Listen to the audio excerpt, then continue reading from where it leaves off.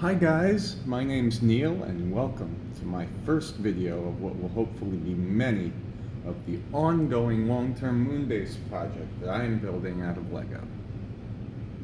I'm building in the style of neoclassic space, more or less, which is basically based on the original Lego space sets from the 70s and 80s, which have these single color astronaut minifigs with the old style helmets. The main color scheme is going to be blue and light gray with the trans yellow windows. However, as you can see, I've added in a little bit of other colors as well. So let's get started. I've built this over the past week or so far, and I have three main structures, as you can see here, along with a radar tower, which is a little bit off camera, and a rocket launch site. So, to describe what do we have going on here. We have three buildings. The one on the left is mission control.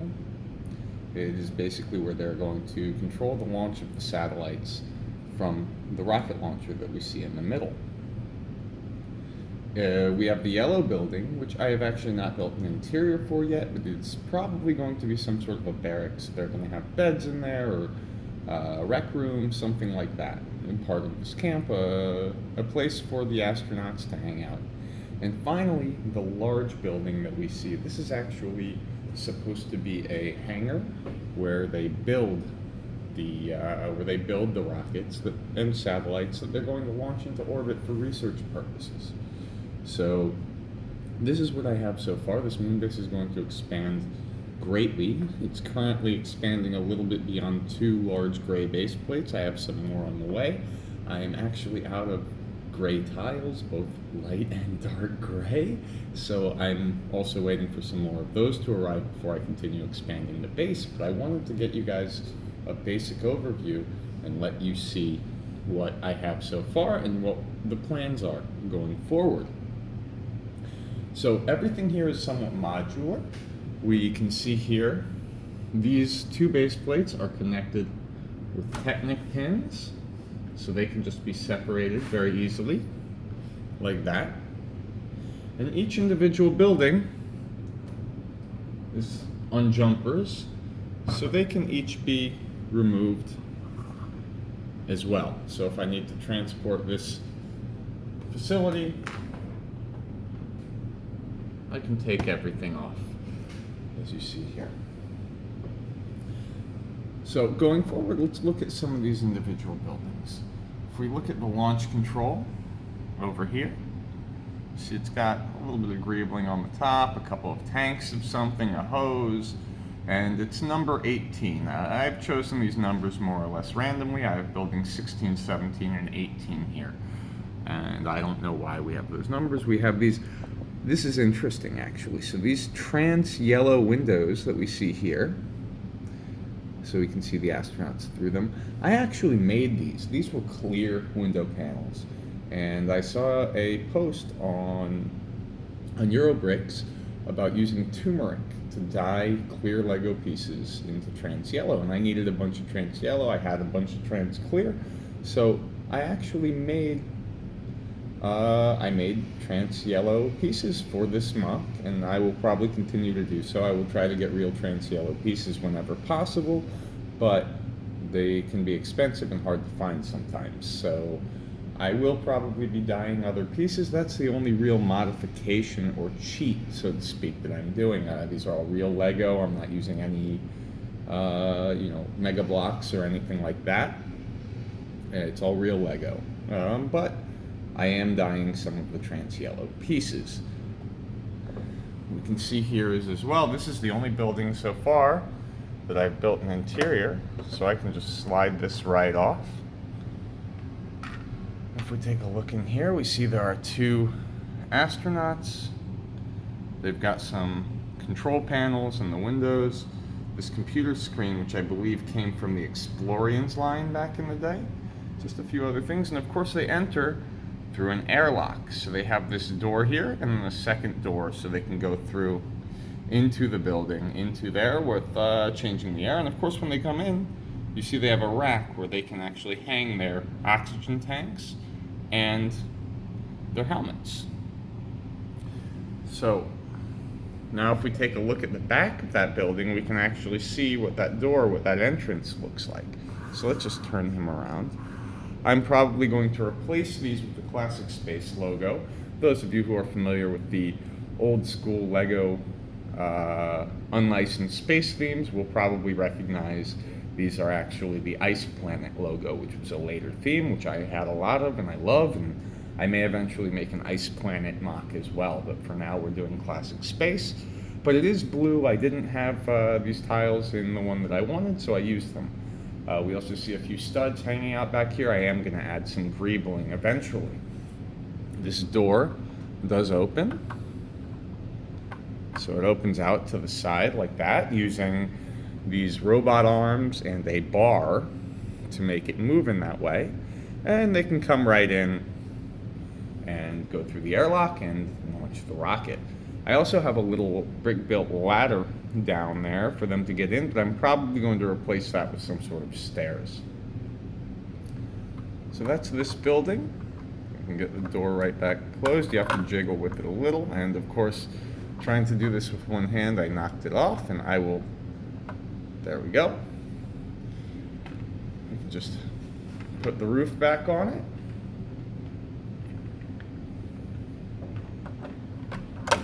Oops, fell off again, but that's okay. I'll fix that after. Now, let's take a look at building number 17. Should back up a little so we can get the whole building into the frame.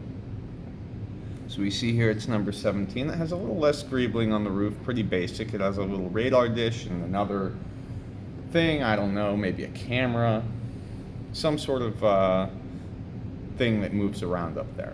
Other than that, it has the number 17. This building is actually in yellow, which is not really part of the Classic Space color scheme, but I've decided that it is going to be part of our color scheme. You know, they have the trans yellow, so I think yellow is okay sometimes. It has just a little door here, and the roof does indeed come off to reveal the interior, but as of right now, I have not built an interior for this yet. I am planning on it probably being a barracks or a rec room or something for them, but I haven't decided yet. I'm not sure, and that is subject to change. Of course, I will update you as this happens. Moving on, before we get to the big boy, we'll look at a couple of the other little things we've got going on here. So we have this little rover. It's just kind of a utility rover we've got going on. It has a few tanks, maybe it's oxygen or fuel, and it just kind of can carry them around. And of course, for those of you, it's of course articulated here. This is actually two pieces, so he can drop that off, he can come, pick it right up and drive away. We also see there's that oxygen tank hanging off of the front. Those of you who grew up with Classic Space, of course, should get that reference, that one of the original rovers of the Classic Space theme had that. It's not really a good connection, and that's why I added that light up above it to help hold it in place. So that's that rover. We'll move him out of the way. And now, just a few other small things. So I've got over here just some more tank type things and some greebling that's on the ground, you know, like you may have on a real, on a moon base. Over here we have a launch pad with a satellite and a rocket. It's pretty simple. It's using these red pieces are actually really old from a space shuttle set in the 90s, I think 1990 even. So they're really old. I don't know if they've ever been included in any other set, but I had some lying around and I thought this would be a cool little thing to add. So it does have down here, if you want to launch it, these come open and the rocket is attached up here, just using this guy. And we have that.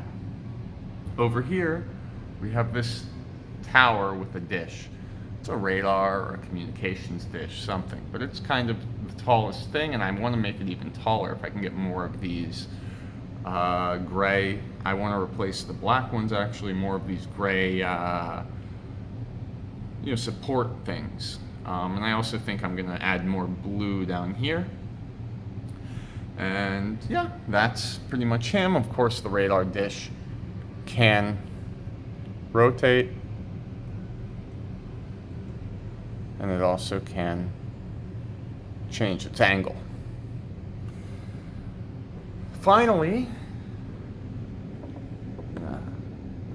put our camera down, and we're going to take a look at the most recent structure I've done. I just finished this yesterday, and this is a hangar.